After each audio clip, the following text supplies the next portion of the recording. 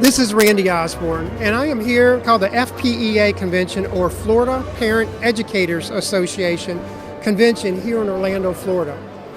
And what they do is one of the largest homeschool conventions here in the United States and show. There is, from what I've been told, there is in excess of 30,000 people that come through this convention, homeschool parents that actually come through this convention to get information, ideas about how to homeschool, information on the proper channels, the legal channels. In addition to that, they have a lot of curriculum here. So it's a neat tool, a neat opportunity for parents to come and get a very, very good information about homeschooling. The location of this convention, it says in Gaylord Palms in Orlando. Florida Eagle Forum, we're set up. We're actually in booth 101. 101 in the event that anybody would want to come and visit our booth. We have several things that we have available today. Common Core here in the state of Florida, as well as in a lot of states across the United States, has not gone away. A lot of people will, especially legislature, in fact, in the state of Florida, what happened is our legislature, and they basically said Common Core is no longer in the state of Florida, and basically all they did is change the name of it. The Common Core is the same. The only difference is they've just come up with a different name on it. And that is one of the concerns, because a lot of home educators use organizations, and they're actually set up here, Florida Virtual School, which is actually part of the Florida Department of Education. And they are promoting Common Core, and they're teaching Common Core within those video programs or video courses. Another thing that Florida Eagle Forum is doing is we have a brochure that's basically giving the warnings of medical marijuana. Medical marijuana has been legalized here in the state of Florida, but there is a lot of warnings, specifically for young people. Marijuana has been known to change brain functions, especially in adolescents and young people. And there's just many cases, many issues of medical marijuana. And that's one of the things that we have some literature on that we actually are passing out. Another one is gambling, the dangers of gambling. And we have a brochure on that. We have a lot of information on that. We have and we're giving that out as well for free. Then another program that Florida Eagle Forum has is called the Teen Eagles Program. It is a program for young people. And basically what it does is you can actually set up, in fact, I'm going to grab a brochure here. I'm going to go off camera for a moment. And it's actually a brochure. It's called Teen Eagles. And basically it's a brochure that will give a lot of information on how to set up a Teen Eagle program within your community, within your town, within your community. And basically the purpose of it is to teach young people how to engage our government. That is the ultimate purpose of the Teen Eagle program, is how to engage, how to get young people specifically involved and to engage our government. In fact, there's a lot of activities that Teen Eagles do. There's an event, an Eagle Forum event, that Teen Eagles are able to go to. It's in Washington, D.C. It's in September. We'll have some additional information on that. But it's a great opportunity, especially for homeschoolers, to get their teenagers involved in their government. One of the questions that we're going to be asking throughout the day is we're going to get parents as well as young people, and we're going to ask a very, very simple question. And that question is this: why do you homeschool? Why do you homeschool? And we're really curious on getting the answers to that. I think they're going to be broad, but I also think they're going to be very specifically that public school education is not working for parents, they're not working for young people, and we're going to find out exactly why they do that. This is Randy Osborne signing off for now, but we will be back throughout the day talking about these things that we have going on, and we're excited about it. We're excited about the convention, and we look forward to seeing you there. We're in booth 101. That's 101. As you walk in the door, you turn left, and we're at the very front of the convention in booth 101. Hope to see you there. God bless. And you are? Margaret Perahon. And what do you do? I got a feeling that you're probably a homeschool parent. I am. I homeschool 2 boys. Here's the question that we've been asking, and we're going to be asking for the next 2 days. Why do you homeschool your children? There are so many reasons that I homeschool. I think I started, number one, for the opportunity to have a religious curriculum where I can incorporate the Bible into all of the subjects that we study. Awesome. And so that was probably my number one thing. And number two was being able to spend that time with my children at home and just really pour into them. Our curriculum has a lot of story time. We read together, we discuss things together, and just grow together. Wow. Let me ask you a quick question about what kind of curriculum do you use, and what are the ages of your children? Sure. Do you want the name of the curriculum? Sure. We use My Father's World, and it is a Bible-based curriculum, and it tells me everything to do. You know, English and spelling and math. It's got everything, Bible, history, science, and so I just follow it step by step. My boys are going into 6th grade and 5th grade coming in. 5th and 6th grade. And for parents that walk into this saying, I don't know what I'm doing, I'm going to ruin my kids. Right. And I know you've heard that, Right. because in fact, I used to homeschool, and we had this conversation almost daily. Right. But try to encourage the parents of you're not going to ruin your kids. Right. And tell us why that especially today, there's so many avenues, so much curriculum that you have that wasn't available 30, 40 years ago when parents were starting to do this. So encourage parents on how you're not going to ruin your kids here. Right. Well, that's one of the wonderful things is the flexibility about homeschooling, and there are so many options. I think, number one, it's good to get plugged into FPEA, number one, and some kind of co-op where there's other people, you know, maybe who have children a little bit older, and they can kind of walk you through where they've been, and you can discuss curriculums. And actually, a friend of mine told me about a writing curriculum. And that's the great thing, is that you can switch in the middle of the school year. I was doing one spelling program and it wasn't working, and we switched to another and it's working better. Same with the writing. So you can't really ruin your children if you're invested and, you know, take that time. And even if you have a busy day Friday, there's Saturday when you can make it up and get some of the work in that day. So that's the joy of the flexibility to change curriculums, to add, to take away, to do it on a Saturday and still get that time in. It's just such a blessing. Exactly. Thank you for encouraging parents. God bless you. Thank you so much. God bless you. And I'm with Giovanna Morra Flores. Awesome, awesome. Tell me why you homeschool. Oh, 2 reasons, very important. One is because we are Christians and we believe the Bible is the Word of God. Awesome. And they were not teaching that in the schools anymore. Awesome. So we started with that. Besides, I'm Hispanic, and also I want my children to learn Spanish. Awesome. And the schools don't teach Spanish. So that's another strong reason why we homeschool. And we move also a lot. So we need to move with the school. Exactly. Now, one of the things that I do, I homeschool my children, and one of the things that we did is there were so many times that they were in the car, road trip, and they were schooling in the car. So that's probably something that your kids are going to be experiencing. Now, what are the ages of your children? Oh, I'm already almost done. I got one already in college in 3rd year. Oh, wow. My oldest, she dual enroll, and she's entering full-time college this fall. She has full scholarship. And then my youngest is 2nd year of high school. That's awesome. Now, the one in college, you have 3, right? Yes. Okay. And the one in college, where did they go? Where do they go to school? Well, she started at community college, State Community College, Florida. Okay. Now she's doing, I think it's her 2nd year in Reformation Bible College in Sanford. Awesome, awesome. So she's doing theology. Awesome. And just a quick question, this is a side note. What curriculum are you using? I used always Covenant Home Curriculum. Okay.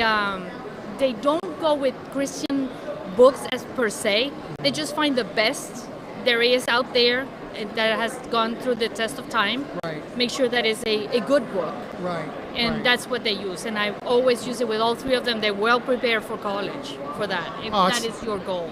Awesome. Well, thank you so much No problem. for engaging us, and thank you for homeschooling your kids. No problem. God bless you. Thank you. This is Randy Osborne, and I am here with Rob Smith Jr. Rob Smith Jr. Rob Smith Jr.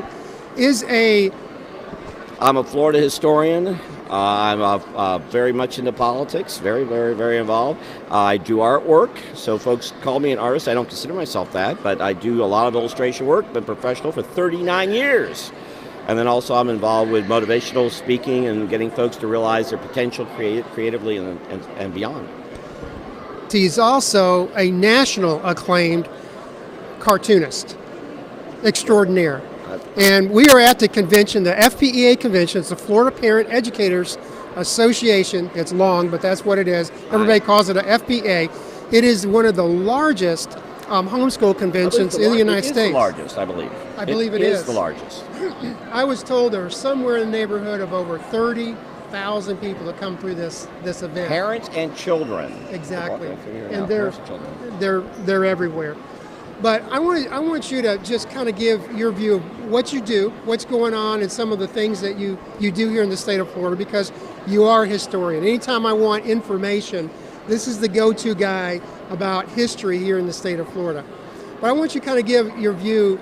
I know that being I'm going to call you an artist. I don't want to demean you in any way, but but what I want to do is I want you to, all people that do things that you do, they have a philosophy of life, and they put that philosophy within their drawings, within their work. And I want you to kind of give a viewpoint. We are obviously at a homeschool convention, so I want you to tell the viewers of why do you think it would be important to homeschool children, especially in this era. What this convention is, importance to homeschool children? Yes. Okay. And why it is important to homeschool children. I mean, we have free public education, so why would parents do this to begin with?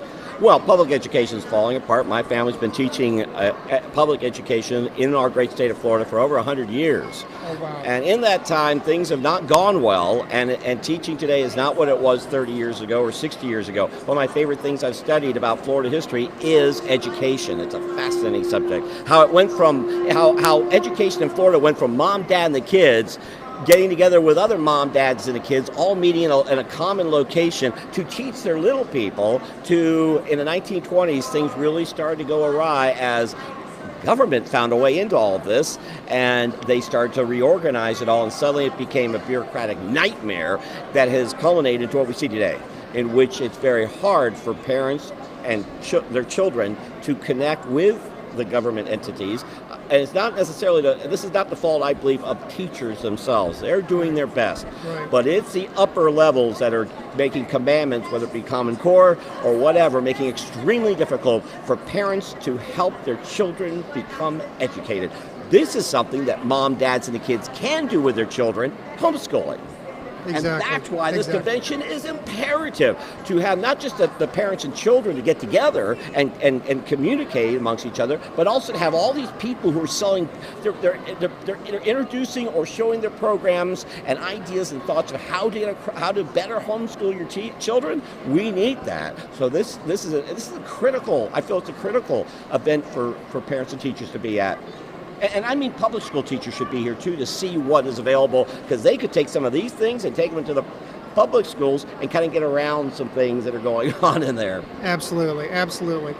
Well, Rob, I appreciate you being at this booth. This is kind of a lull in the moment that we have here.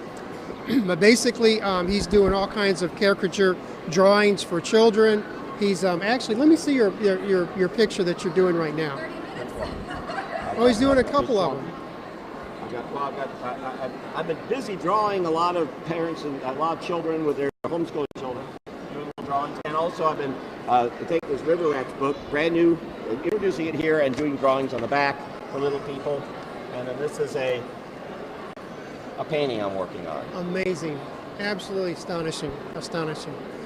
Well, thank you, Rob. We're going to go ahead and keep moving on. We're going to try to get some parents parents saying, Why do I homeschool my kids? That is the question we're going to be asking for the next couple days.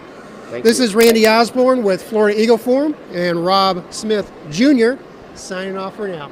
Bye. Forum I have here. Kathy Jennings. And here's the question. Why do you homeschool? Well, I didn't always homeschool. I only started 3 years ago. And the reason began when Common Core started to creep into our school. And it was a Christian school, so I was really surprised that we had it. I really didn't know what it was in the beginning, but I just knew that something was wrong with the assignments. And when I started to look into it, the content, it didn't really align with the Christian ideas. So I stayed in the school actually for 3 years trying to fight the system, and remove Common Core from the school. And this was in a Christian school, private school. In a Christian private school, yeah. And I loved the school. The people and everything was wonderful. I thought my children would go there from pre-K to 12th, but I wound up having to pull them out because they didn't change the curriculum. And so now we're on our 3rd year of homeschooling. And let me ask you another question. What kind of curriculum do you use for that?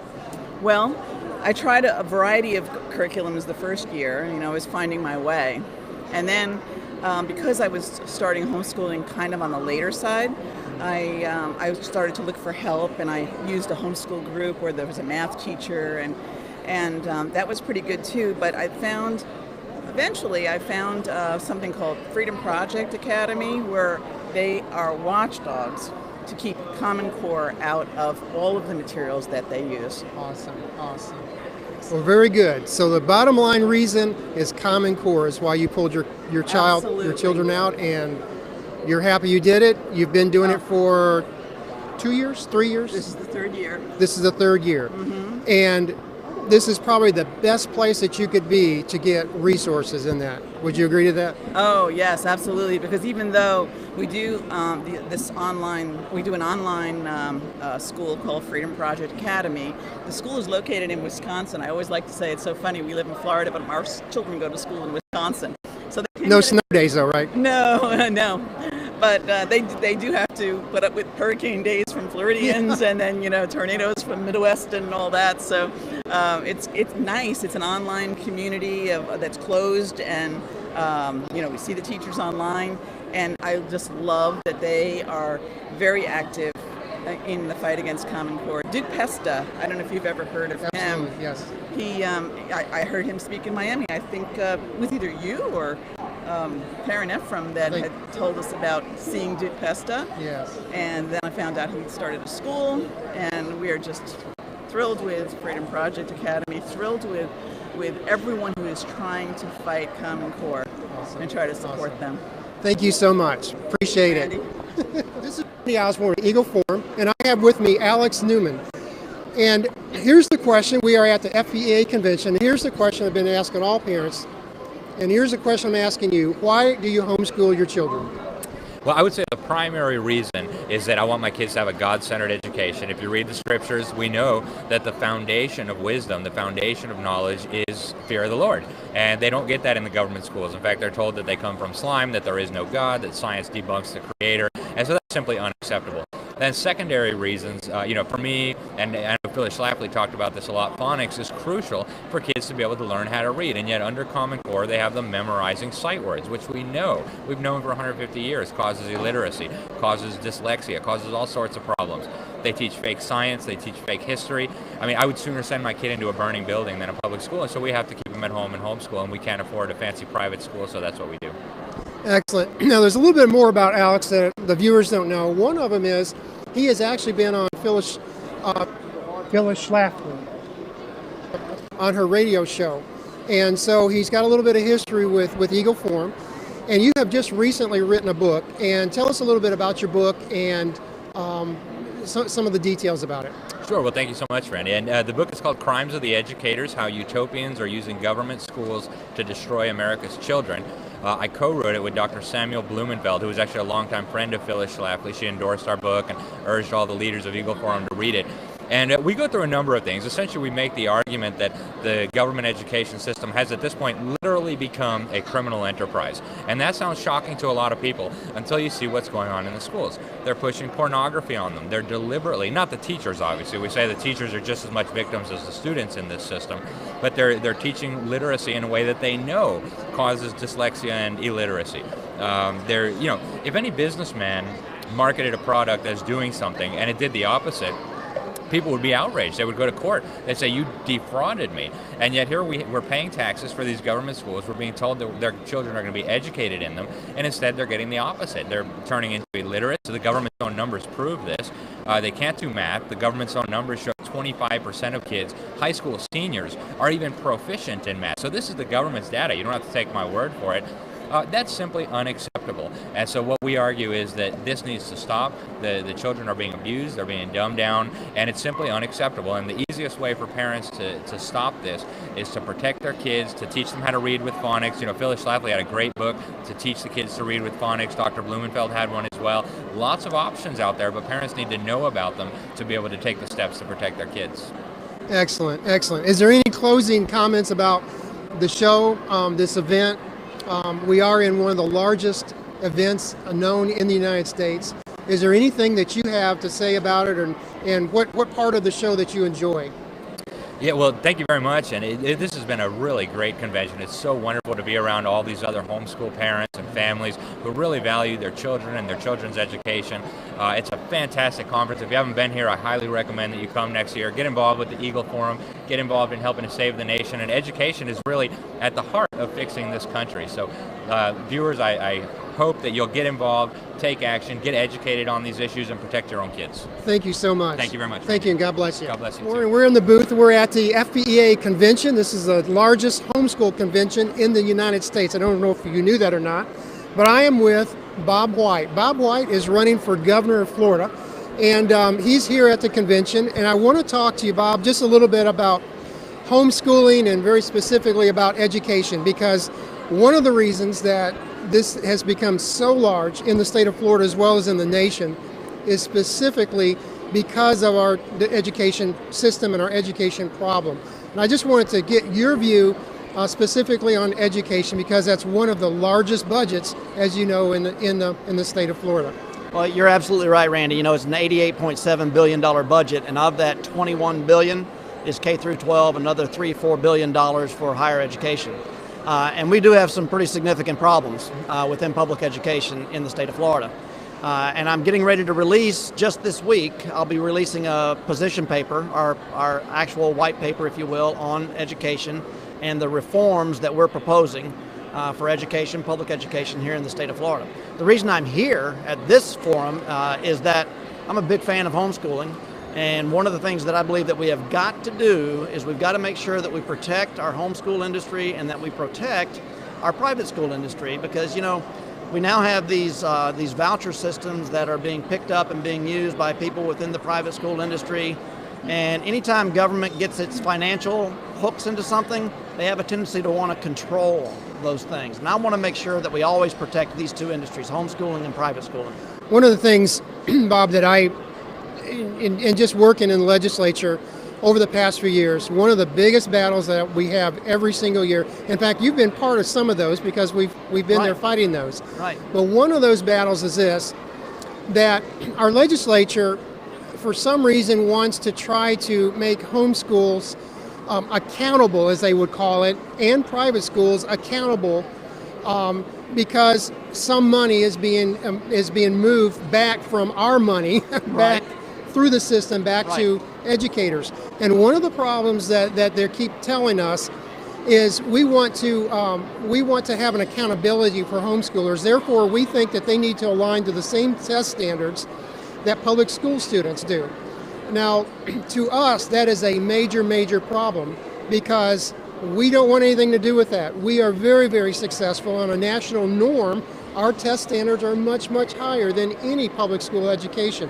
So tell me what your proposal on doing that, because this has been a battle every single year in the legislature. Well, you're exactly right. And the only accountability standard that there ought to be is that as long as homeschoolers keep scoring at the top As long as the education they're receiving continues to produce the kinds of quality students that then can go on to any college in the country and succeed, that ought to be the only standard there is. I have actually gone so far as to discuss the potential for an amendment to the Florida Constitution, to our state constitution, to make it very clear once and for all that we're not ever going to allow the state to step in and exert its authority over the homeschool industry when it comes to curriculum, much the way the federal government has tried to move in with a very unconstitutional federal Department of Education and exert authority over what the states are doing with regards to education. Excellent, excellent. Is there anything else that you have to say about education? Anything that you... Well, yeah, I mean, we've got some severe problems in public education, as I was saying, in Florida. I mean, I've traveled the state extensively, and I've met with teacher groups at a middle school and high school level, and they tell me that they've got kids that can't read, not just at grade level, but are functionally illiterate, and we've got a system where these kids get moved through the system without the problem ever being addressed once and for all. I'm sure you saw the NAEP results that just came out. Yeah. Fourth graders test proficient or better at a 44% level. Eighth graders, it's less than that. The math proficiency levels for eighth graders are down around 29%. That means 71% of eighth graders are testing less than proficient in math. These are huge problems that are going to have to be addressed. And the only way we're going to ever do that is by, again, severing the relationship with the Federal Department of Education, getting rid of Common Core, ending this over-reliance on high-stakes standardized testing, and creating more opportunities for teachers to just simply teach and less time spent in compliance and accountability functions, back to the federal government and back to the state government. The other thing that I would say, though, is that while it's true that we have these problems in public education in Florida, there are also, and you know this, there are also some pockets of excellence that exist out there in places around the state. Right. And there are a few out there. But our State Department of Education they don't do a single thing in the way of a best practices forum or panel or anything like that, an opportunity for our districts to come together and talk to each other about what's working or not working at the local level. And we need to transform the Department of Education in Tallahassee from a top-down bureaucratic function into an organization that gets down in the trenches alongside the local school districts and helps them perform their mission of delivering quality public education. Excellent. One question for you. What is your thoughts on, in the Florida Department of Education, we have an appointed superintendent. Mm-hmm. What is your thoughts about that? And what is that something that you would move forward with, or is that something that we might want to consider as being on a ballot someday? I'm very interested in the potential for going back to an elected commissioner of education. I think that individual needs to be accountable directly to the taxpayers, and that's the only way that we're ever going to get that. And of course, I know that as running for governor, it might seem strange to want to also advocate for an elected commissioner of education, right. But I just want to do what's best for education. I want to do what's best for our students, best for our parents, our Florida taxpayers, and if that means that we should go back to an elected commissioner of education, then I'll be all for it. So we definitely need to be looking at that. Excellent. Thank you, Bob. I appreciate it. Thank you, Randy. That's Bob White. He's running for governor of Florida.